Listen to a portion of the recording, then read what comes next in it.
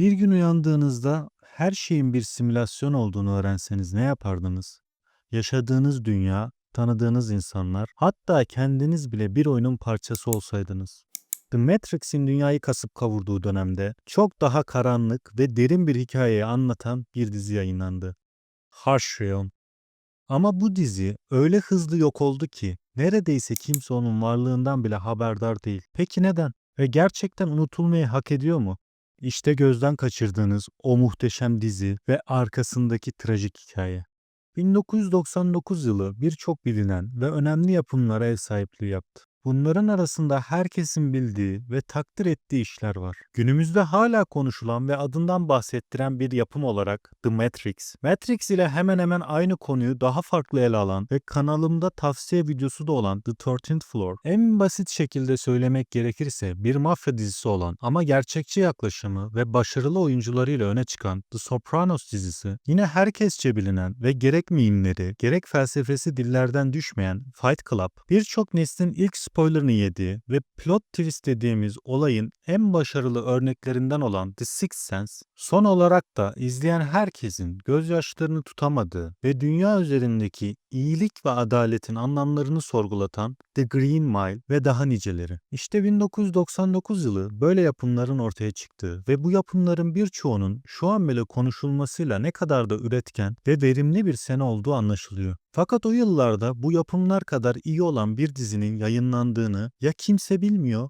ya da kimse hatırlamıyor. İşte adı hatırlanmayan o müthiş dizi Hush Realm. Resmi bir Türkçe adı olmasa da basit ve doğrudan bir çeviriyle Türkçe adına Haşin Krallık diyebiliriz. The X-Files dizisini izlememiş olanlar bile bilir. En azından bir yerlerde illaki karşılarına çıkmış ve dediğim gibi izlememiş olanlar bile adından ve popülerliğinden haberdarlardır. The X-Files dizisinin yaratıcısı olan Chris Carter, 1999 yılında çizgi romandan uyarladığı bir dizi için kollarını sıvar. Harsh Realm isimli çizgi romandan uyarlanan dizi Fox Network kanalında yayın hayatına başlar. Harsh Realm bir bilim kurgu dizisidir. Yapım, sanal bir gerçeklik simülasyonunda sıkışıp kalan insanların hikayesini anlatır. Harsh Realm, Amerika Birleşik Devletleri ordusu tarafından geliştirilen ve gerçek dünyayı en ince ayrıntısına kadar simüle eden eğitim amaçlı bir sanal gerçeklik oyunudur. Bu program, askerlerin savaş koşullarına hazırlanmasını sağlamak için tasarlanmıştır. Ancak programın sanal dünyasında New York'ta küçük bir nükleer bomba patlar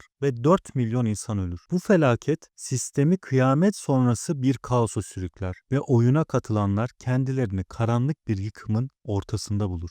Teğmen Tom Hobbs üstlerinin talimatıyla bu sanal dünyaya gönderilir. Ancak buraya gerçek amacı hakkında hiçbir şey bilmeden adım atar. Görevi oyunda general unvanını almış Omar Santiago'yu yok etmektir. Harshlin'de geçirdiği süre boyunca diğer askerlerle ve gerçek dünyadan tanıdığı insanların alternatif versiyonlarıyla karşılaşır. Hobbs burada uzun süredir Harshlin'de yaşayan ve sisteme karşı oldukça şüpheci olan Mike Pinocchio, gizemli güçlere sahip dilsiz bir kadın olan Florence ve gerçek dünyadaki köpeğinin sanal versiyonu Dexter gibi yeni müttefikler edinir. Hobbs'un hedefi olan Santiago, Harshrim'deki en yüksek puana sahip kişidir. Gerçek dünyada Amerika Birleşik Devletler ordusunda başçavuş olan Santiago, bu sanal dünyada kendini general ilan etmiş ve 5 Amerika eyaletini acımasızca yöneten bir diktatöre dönüşmüştür. Yeni müttefiklerinden Santiago'nun Harshrim'in kontrolünü ele geçirdiğini ve Hobbs'un onu yok etmek için gönderilen uzun bir başarısız askerler zincirinin son halkası olduğunu öğrenir. Ayrıca gizemli bir müttefik olan Inga Fossa, Santiago'nun gerçek dünyayı yok edip sadece Harshrim'i bırakacak bir terör saldırısı planladığını ortaya çıkarır. Artık Hobbs'un önünde zorlu bir görev vardır.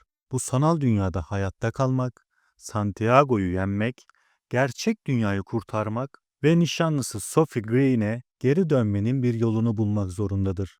Eğer buraya kadar videoyu kapatmadıysanız ve konuyu dikkatle dinlediyseniz, dizinin senaryosunun gerçekten de iyi olduğunu söyleyebilirsiniz. Günümüzde belki dinlediğiniz dizinin konusu çok farklı ve ilgi çekici gelmeyebilir. Neticede bu yapıma benzer birçok yapımı yıllar içinde gördük. Aklıma hemen 2009 yapımı Gamer ve 2021 yılının en popüler işlerinden biri olan Free Guy geliyor. Fakat dürüst olmak gerekirse, Bu yapımların alt metinleri Harsh gibi değil. Zamanla geçmişte gördüğümüz birçok yapımın farklı versiyonları zaman geçtikçe tekrar karşımıza çıkıyor. Bunlar daha iyi teknoloji ve daha iyi tekniklerle yapılmış olsa da hep bir şeylerin eksik olduğunu ve eskisinin önüne geçemediğini hissettiriyor. Yakın zamanda çıkan Matrix 4 bile kendi serisinin devamı olsa da kendi geçmişiyle yaptığı yarışta geriye düşüyor. Ben ne eski taraftarı ne de nostalji fanıyım. Lakin alanında ilk yapılan işler hep daha bir özenli ve daha bir derin oluyor. Bunu da asla inkar edemem. Harshrim övdüğüm kadar iyi ve ilgi çekiciyse neden şu an videonun başında saydığım yapımlar gibi hatırlanmıyor? Neden bu yapımı birçok kişi bilmiyor?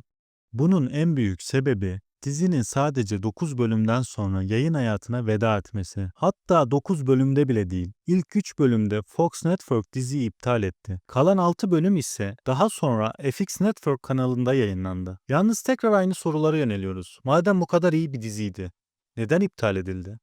Bunun da birkaç sebebi var. En önemli ve en büyük nedeni tabii ki herkesin tahmin edebileceği gibi düşük reytingler. Dizi Fox Network'ta yayınlandığı zaman beklenen ilgiyi ve istenilen izleyici kitlesine bir türlü ulaşamadı. Dediğim gibi ilk 3 bölümünden sonra ticari açıdan karlı olmayacağını düşünen Fox Network dizinin geriye kalan 6 bölümünü bile yayınlamadı. Halbuki o dönem izleyicilerin gözünde popüler ve güvenilir bir isim olan The X-Files dizisinin yaratıcısı Chris Carter güvendiği bu yeni projede izleyiciler tarafından destek göremedi. Fakat böyle söyleyince dizi sanki başarısız ve kalitesiz de o yüzden tutmamış gibi bir algı oluşuyor. Ama durum hiç de öyle değil. Fox, dizinin tanıtımına gereken yatırımı yapmadığı gibi pazarlama kampanyasını da zayıf tuttu. Bu yüzden de o dönem televizyonu sıkı sıkıya takip eden izleyicilerin birçoğu diziden haberdar bile olamadı. Fox, dizinin vaat ettiği potansiyel yerine The X-Files ile Millennium gibi başarılı dizilerle tanınan Chris Carter'ın isminin yeteceğini düşündü. O yüzden de dizinin reklamını neredeyse hiç para harcamadı. Bunlarla birlikte dizi bazı yasal sorunlar ve etik olmayan davranışlarıyla itibar kaybetti. Dizi James D. Hartnell ve Andrew Packett'in aynı adlı çizgi romanından ilham aldı. Ancak yapımcılar başlangıçta bu çizgi romanın yaratıcılarını tanımadı. Sonradan jenerikte bu iki isim yer alsa da süreçte yaşanan bu sorunlar diziyi gölgelemeye yetti. Harshrim aynı Matrix ve The 13th Floor gibi simülasyon ve gerçeklik üzerinde felsefi düşünceleri olan bir yapımdı. Lakin diğer iki büyük isim birer film yapımı iken Harshrim bir dizi projesiydi. Dizi sanal gerçeklik, kıyamet sonrası dünya ve felsefi temalar üzerine yoğunlaştı. Bu karmaşık ve distopik hikaye daha basit anlatılara alışkın izleyici kitlesi için fazla ağır bulundu. Ayrıca yine Fox tarafından yapılan en büyük hata da yayınlandığı dönemde popüler ve oturmuş yapımlarla rekabet etmek zorunda bırakılması. Çünkü yayınlanma zamanı halihazırda kitlesi oturmuş güçlü rakipleriyle çakışıyordu. Tüm bu nedenler birleşince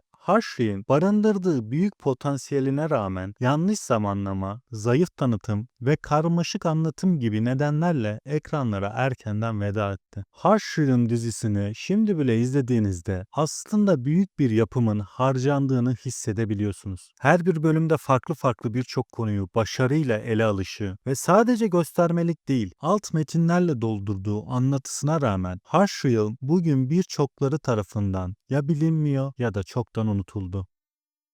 Peki ya sen bu diziyi izlemek ister miydin? Düşüncelerini yorumlarda paylaş. Daha fazla böyle içerik için abone olmayı ve videoyu beğenmeyi unutma. 3, 2, 1.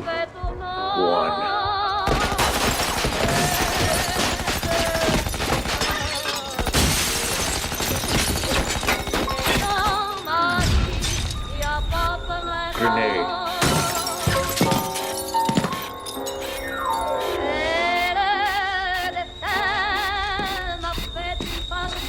Il 21 du mois de mars, dans le printemps.